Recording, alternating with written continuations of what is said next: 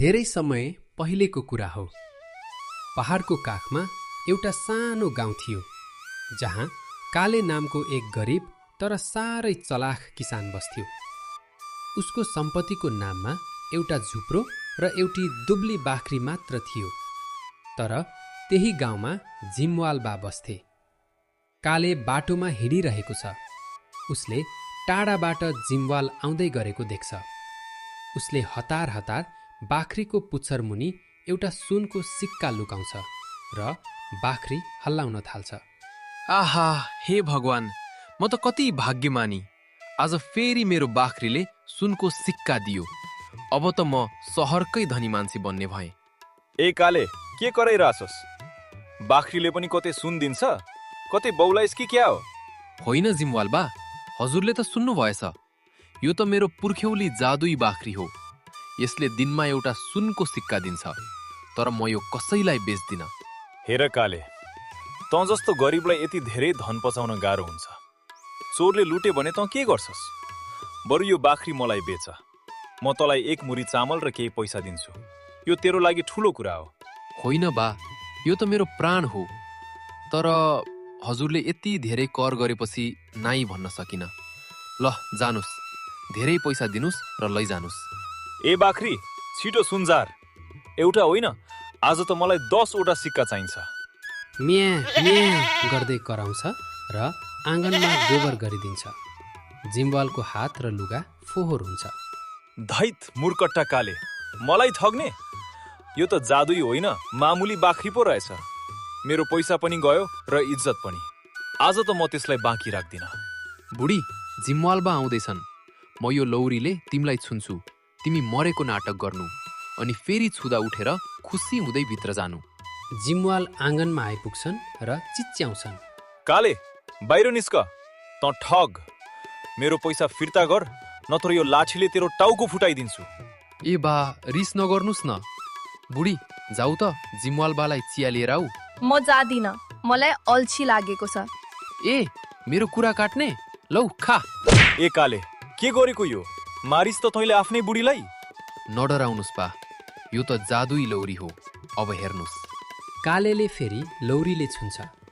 श्रीमती मुस्कुराउँदै उठ्छिन् र भित्रबाट सेलरोटी र चिया लिन जान्छन्। ओहो, यो त गजबको चिज रहेछ। यसले त रिसाएको मान्छेलाई पनि खुसी बनाउने रहेछ। काले, मलाई यो लौरी चाहिन्छ। जति पैसा चाहिन्छ लैजा, तर यो मलाई दे। जिमवाल घर पुग्छन् र आफ्नो कचकची बुढीलाई चिया बनाउनको लागि भन्छन्। ओइ सुन्न, मेरो लागि चिया बनाएर आइजा। मसँग समय छैन, आफै बनाएर खानुस्। त के रे, के भनिस् तैँले? जिमवाल ज्यादुई लट्ठीले हिर्काउँछ। ऐया ऐया मारेनी बजियाले, तेरो घरमा तै बस, म त माइत हिँडे। त साले ढाट काले, तेरो कारणले गर्दा हामी दुईमा लडाई भयो।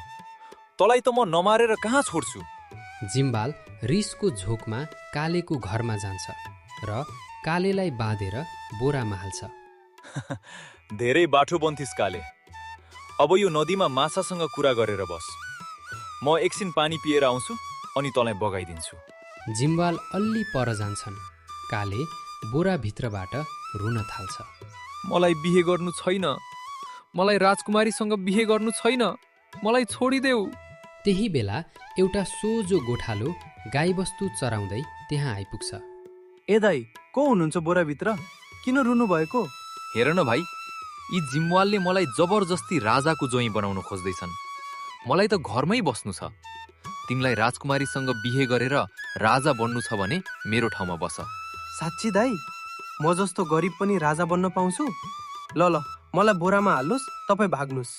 कालेले गोठालोलाई बोरामा हाल्छ र आफू गाईबस्तु लिएर जङ्गलको बाटो लाग्छ।